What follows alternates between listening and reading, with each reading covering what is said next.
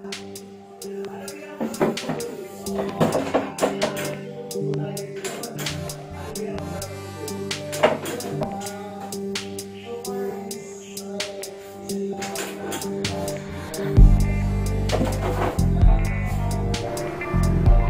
mo na ba ang naranasan niya? Hindi kung mag-print ka o kaya naman gagawa ka ng project mo, mag-i-encode ka o kaya naman aatin ka ng online class, tapos biglang hindi mag-open yung computer mo.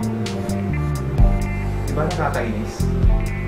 So kung isa ka sa mga nakaranas nun, mag-orin mong video na to at alamin natin kung ano ang dahilan kung bakit hindi nag-open ang ating computer at kung ano-ano ang pwedeng solusyon nito.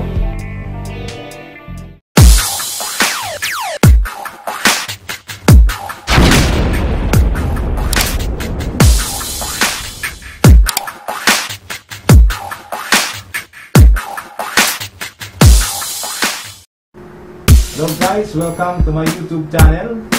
And bago tayo magsimula, gusto ko lang pasalamat sa lahat ng mga subscribers ko at sa lahat ng manonood ng video ko. Thank you so much. So sa mga hindi pa nagsusubscribe, huwag niyong kakalimutan na i-like muna ang video na to, tapos pinutin ang subscribe button, and then isunod nyo ang notification bell para lagi kayong updated sa mga susunod na video na gagawin ko. So let's start. Ano ba ang posibleng sira ng computer kapag hindi nag-open? So, una natin nga alamin guys, kung meron bang kuryente or hindi brownout. Yun muna ang unang alamin natin. So, pwede natin buksan ang ilaw or mag-charge tayo ng cellphone dun sa outlet na sinasaksakan natin ang computer. Kasi baka minsan may kuryente, sira yung outlet na sinasaksakan natin ng computer. Kaya minsan doon nagkakaproblema. Or kung meron kayong AVR or yung UPS, i-check niyo yun kung okay siya.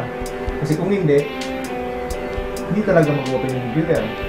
At sunod natin i-test yung power cable niya. So ito guys, i-check muna natin yung power cable niya kung okay ba to. Ang pag-test nito, pwedeng tester or kung wala kayong tester, pwedeng gamitan ng ito guys, may ginawa ko dito yung sa charger ng cellphone, yung cable niya, USB cable niya. Pinutol ko siya. Tapos itong sa dulo, ilalagay ko lang dito. Yan. Ilalagay ko dyan. Tapos isasaksak ko yan sa cellphone. Titingnan natin kung magcha-charge.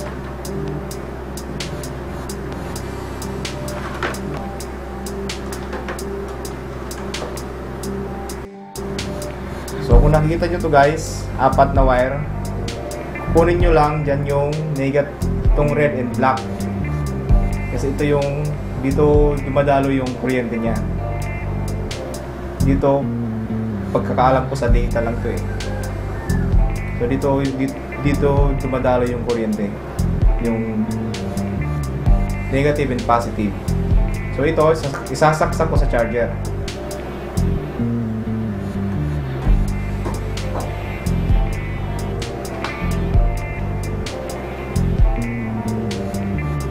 Pero kapag nag-test ng ganito guys, ingat lang kasi baka mag-short yung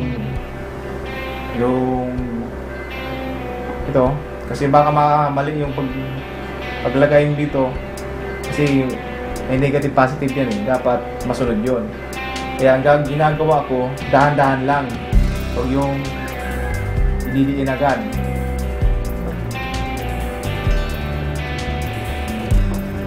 So ganito, dampi-dampi lang yung paglagay ng wire.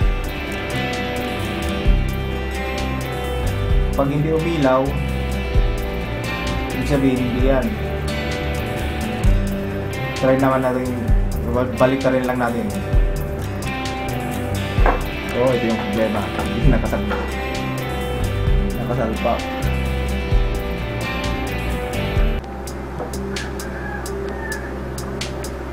Pero kung may tester kayo, mas maigi. Mas maganda. Since kung wala kayong tester, pwede na rin kung ganito.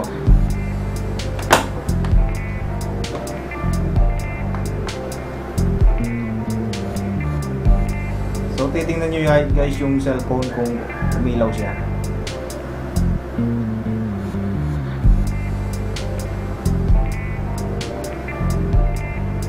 So ayan. Kita nyo yung cellphone? Hindi.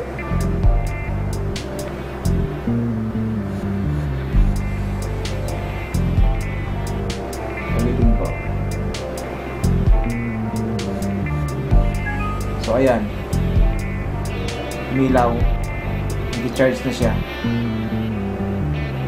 So ibig sabihin, okay yung cable natin. So after natin maitas yung power cable, susunod natin yung power supply. Kasi baka may sirang pyesa doon, or may pumutok, or yung fuse baka putol na, or may wire na naputol. Kaya yun ang susunod natin na i-test.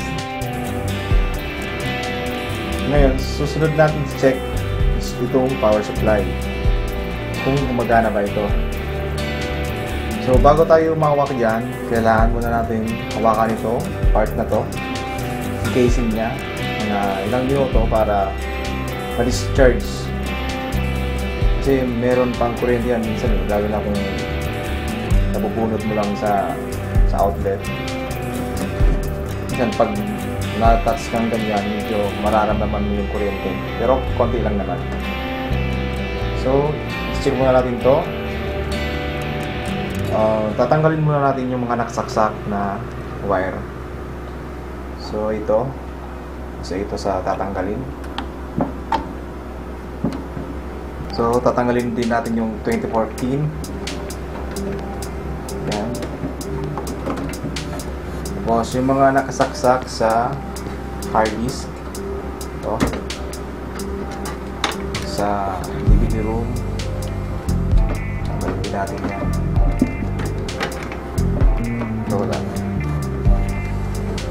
So natanggal na siya guys. Wag na muna natin tanggalin doon, nakaatas. I-test muna natin siya kung gumagana. So paano ba i-test? Sasaksak muna natin yung power cable niya.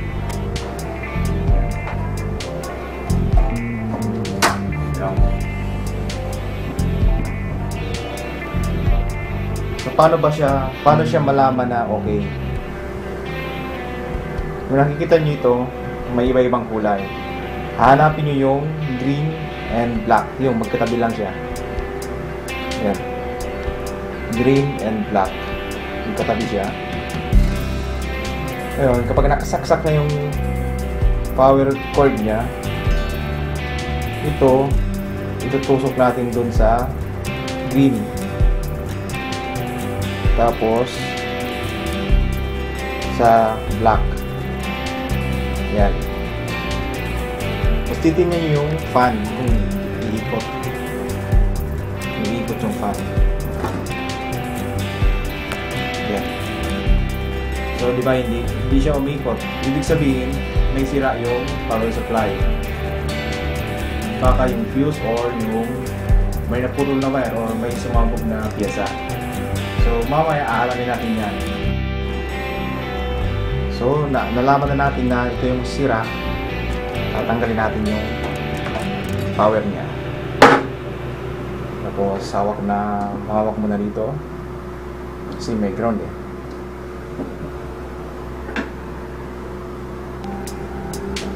Kinikiliti yung braso ko, yung kamay ko kapag natouch ko yung casing. Kaya pagkahawak dun sa motherboard, kailangan ma-discharge muna yun. Kapag hinawakan mo siya, wala kang mararamdaman na parang kuryente. Kasi once na nakahawak ka dun sa motherboard or dun sa memory niya, maaaring may madamage na piyesa niya. Kailangan gawin mo. So natanggal na yung screw. Tatanggalin lang natin siya nila.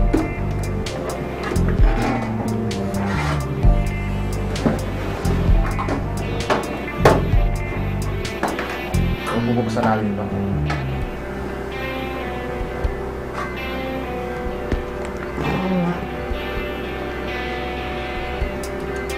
Ginamit ko maliit na screwdriver kasi maliit din yung screw nito.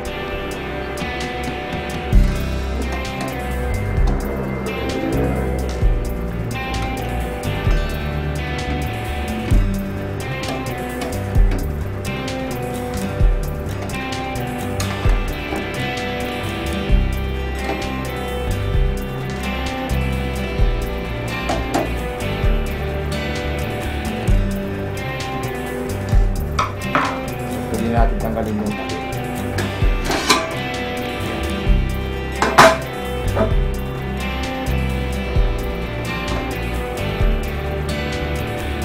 So yun yung laman niya. Ito yung fuse. Nakikita natin yung fuse, buo pa naman siya. Ayan. Hindi pa naman siya putol. Pero minsan kahit hindi naputol yan sa gitna, baka dun sa dulo, kaya kailangan din niyang i-test. May tester kayo, i-test nyo yan, or titingnan to kung baka lumubo na yan kasi baka isa yan may sira, or dito, or ito guys, putol yung wire, hindi nakakabit. Kaya wala siyang kuryente kanina. Hindi siya nag-on. So titingnan natin. Kakabit muna natin to kasi baka hindi lang yung sira. Baka mayroon pa.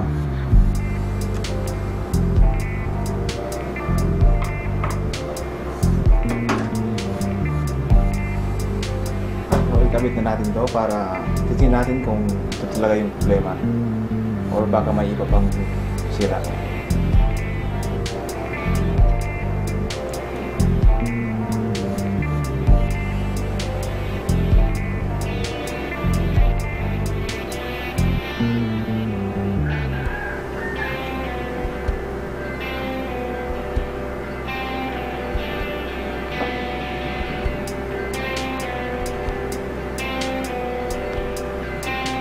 So ayan, okay na. So susunod natin, i-test natin yan. Alamin natin kung okay na pa talaga yung power supply.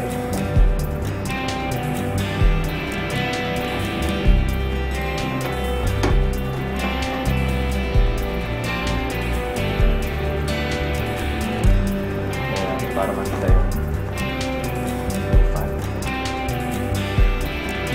So gagawin natin yung ginawa ko kanina.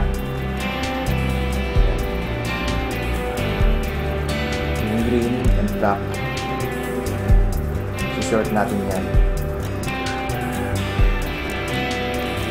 So ayan, ito talaga yung may sira.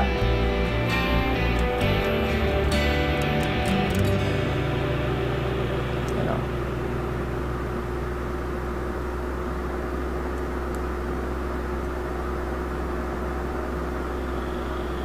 So okay na siya. So ikabit na natin guys.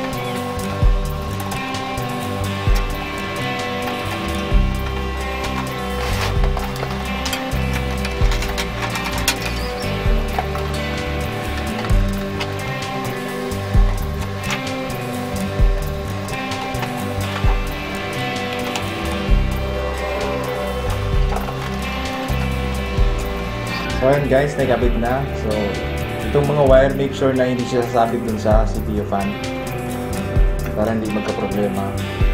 Kasi baka sumabit, hindi umikot yung fan, pwede mag-overheat yung CPU natin, hindi masira. So ano ba susunod na posibleng sira kapag hindi siya nagpa-power on? Susunod natin is check yung power button. Guys, paano siya malalaman kung may diferensya siya, kung may sira ito? Ganito lang gagawin natin guys. So sa pag-test ng power switch niya, titingnan natin dito natin test sa motherboard. Yan. Ito. May diagram naman din eh. May nakasulat kung alin yung switch. Ito yung HDD niya. Ano rin natin. Ito yung reset. Sa reset siya.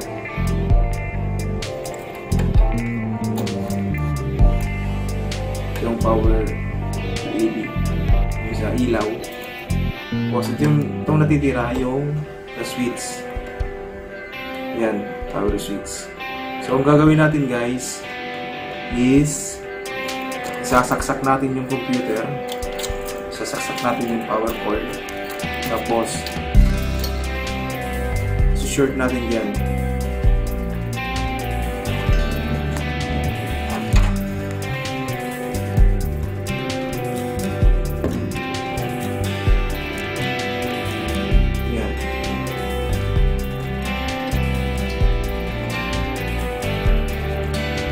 Short natin dyan. Ito. Kita nyo?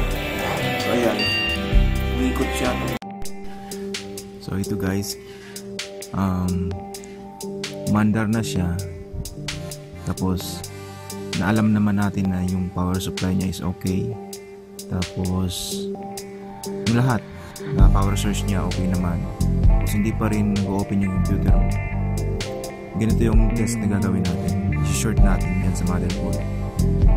So kung mandar siya, ibig sabihin may problema yung switch.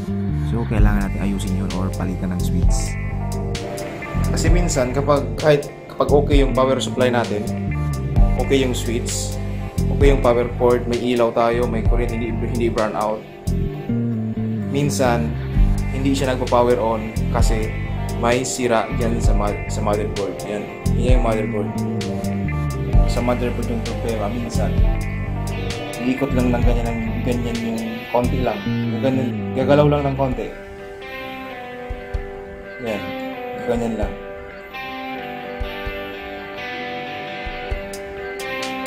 Kaya mas mahirap dito sa motherboard eh. Kasi maliliit yung pyesa niya. So ako kasi kalimitan kapag nandiyan mahirap naman bumili ng pyesa niyan. Ginagawa ko guys, palit na lang. Pinapalitan ko na lang ng motherboard. So ayan guys, natapos na natin i-test. Nalaman natin kung ano yung sira. At nalaman din natin kung paano i-test yung power supply. At nalaman din natin kung paano i-test yung power cord kahit walang tester. Nalaman din natin kung paano i-test yung power switch. So kung okay naman yung lahat, tapos wala pa rin, hindi pa siya nag-on, posibleng yung motherboard yung sira.